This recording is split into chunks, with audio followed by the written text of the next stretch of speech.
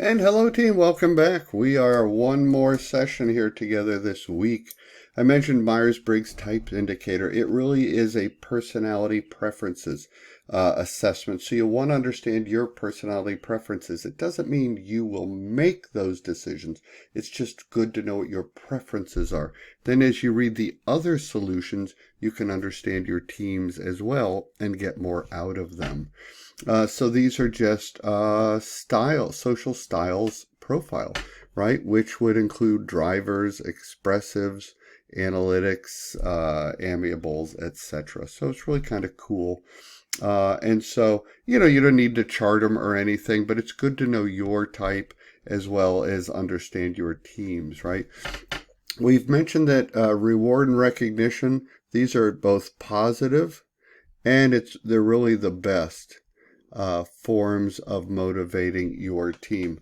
I have monthly awards, quarterly awards, annual awards. I have people stand up for recognition, provide certificates, etc. And I do it in front of people. Great way to go. Now, you'll want to make sure you give your team performance assessments. Here's a sample of that for you to consider. And not just individual assessments, but what about team assessment? Just like back in risk management, we considered individual risks, but we also considered the concept of overall risks, right? That this individual risk can be managed and that individual risk can be managed. But what if they're happening at the same time, complicating this sense of over risk exposure? It's one thing to drive a car on a good day. It's a different to drive a car on the road when it's raining. It's very different and adding other individual risks to drive a car when it's raining on an icy day, right? And so that changes our sense of overall risk. Well, the same for team assessments. We want to assess the individual. What can they do to contribute, either to helping the team or themselves do better? But then what about the overall team assessment along the way? Very useful, right? And so there are lots of ways to managing the team, including performance feedbacks, both individually and team feedback. You can do observations, right? We talked about already MBWA, management by walking around, doing observations. I sometimes would send out my quality assurance folks on my team to also go out and do observations and have a conversation as well.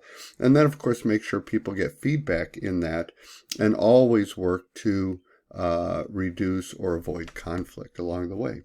Okay, this is a good slide, some general advice to managing teams, treated well in the book and summarized here. Please pause as you're at leisure.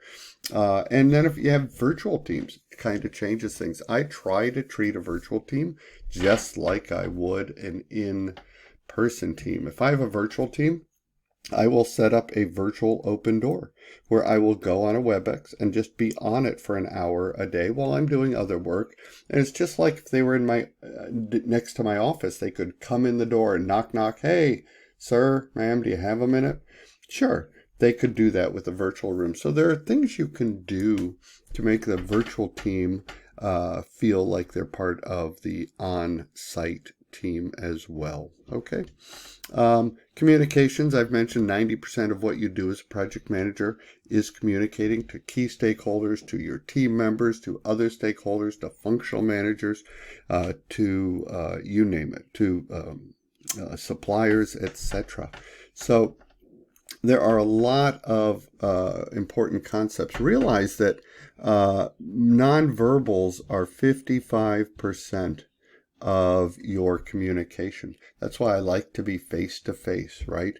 Notice that there's a difference between formal communication, like a letter, or an informal, like an email or a memo, right? Define those up front with your team. What's formal, what's informal, and emphasize face-to-face so that you can maximize nonverbals as part of that communication model that we are implementing, okay? Many people may prefer to have an informal two-way conversation. That can be very good. Project managers have to be good at nurturing the relationships through communication either way, whether they're doing formal or informal based on their style. Here they call it 58%. I said 55 earlier. It's close enough.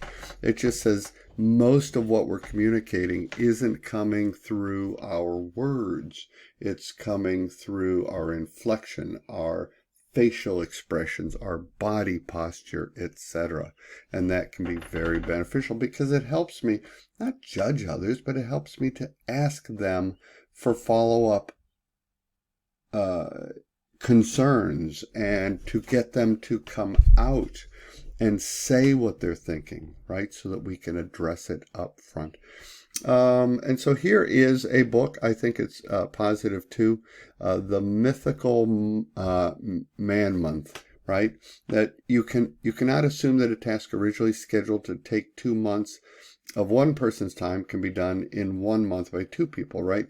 We call this there is a law of diminishing returns, right? I can't just keep adding people and doubling the people and having the time something takes, right?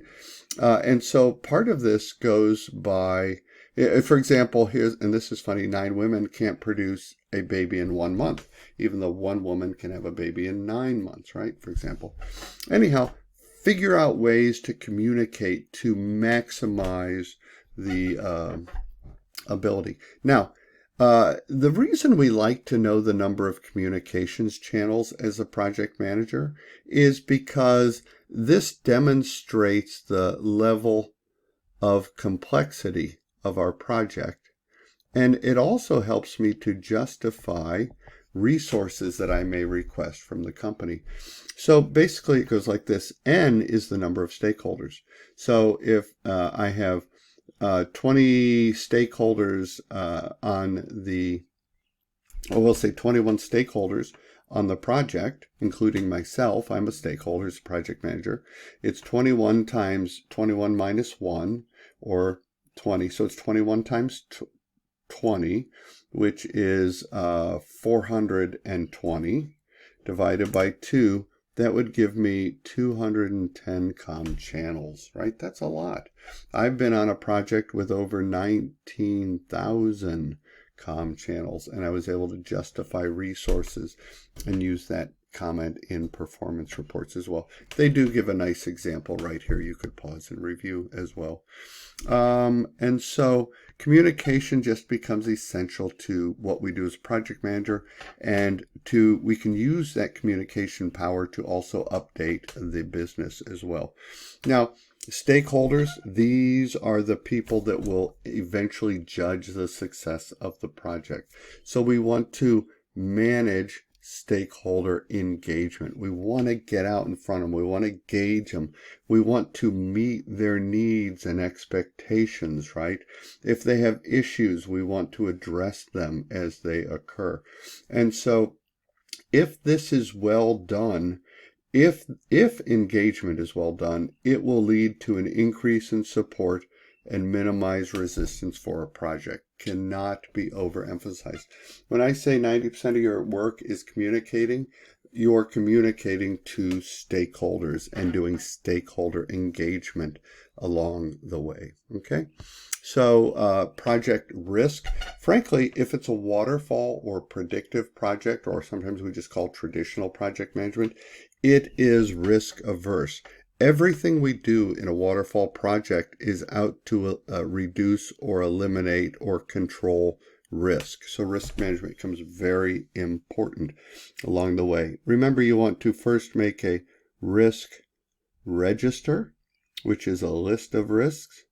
And then you want to make plans, tentative plans to address those risks, and also identify triggers that you can watch to see if that risk is about to happen.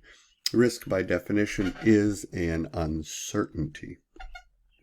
Don't forget about project procurement management. This is contract management 101. And our role, we really, the key here, this is the first time in your project where you are still wholly responsible, but you're not in control, because you're the PM, right? the project manager, but you have to concede to or work with another PM. We call them the procurement manager. Okay? They're the ones authorized by the company to commit funds. They're the ones that are going to negotiate your contract. So you must make sure you have a good relationship with the procurement manager so that your scope can be accommodated within the time frame that you need. Remember, you're still responsible, but here's an aspect where you're depending on others to control it for you. So get in there and have a good relationship with them. Part of the procurement process means you're going to select sellers, and you would want to have input into that selection process, even though the procurement team and probably a board will make that final decision. So one of the things I'd ask my company is, do you have a pre-qualified sellers list? Most companies do, and that's where I would start looking at vendors that I would consider to support my contract, right? The procurement manager will write the contract for you, and they'll help you take that pre-qualified sellers list and to create a short list. This is a sample contract agreement. Don't worry about it too much. Your company likely has its own, but if you're doing your own startup, this is a good place to start. You can also Google contract agreements, and there are plenty online. Now, in execution, we all have a different leadership style, and you have to work within you. You have to be you to lead. But notice you can also develop your leadership style. These are just listing various leadership styles. 1, 2, 3, 4, 5, 6, right?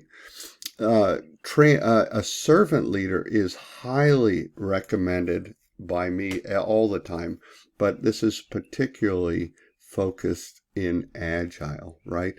Charismatic is always fun. Laissez-faire, I do not prefer. Hands-off approach, but I've known people to do that effectively. Transactional is good. Transformational is great. I prefer a situational leadership style. Situational leadership, that's where I like to go because it helps me be a lot more flexible. If your leadership course, you're setting the vision, you're coaching, mentoring, guiding. It's more democratic, but you're helping to set the pace, and yet you're commanding at the same time. Leadership, in the end, to me, is the art of influence. And you can see how these influence, okay? You can see how these topics support influence over other people. These are some good video highlights. I'd ask you to pause there and enjoy them yourself. The rest of this was covered nicely in the book itself. These are frankly the end of the lesson, except for some hybrid comments, right, which I've been including all along. Don't forget, in Agile, you're going to have a Scrum Master, likely. That's the essence of the project manager. They're going to be, notice I already said this, that servant leader. And you want to help the team develop so that they are collaborative. Notice that important characteristic of an Agile team is that it's self-directed. In my waterfall project, I would never let them be self-directed. But that's Agile, right? Agile has a very different focus. And if you wonder what Agile's focus is, you can go ahead and Google the Agile Manifesto. There are 12 points that will tell you the concept behind the philosophy, the focus of Agile, which is change-driven. Remember, we said waterfall is risk-driven. Agile is change-driven. How do I make changes quickly? Okay. And so theory versus practice, right? It's important no matter what world you live in. And so the rest is in the book. That's chapter summary. I have enjoyed the heck out of my time with you guys. I hope you did as well. And I will see you online. Welcome to week 7.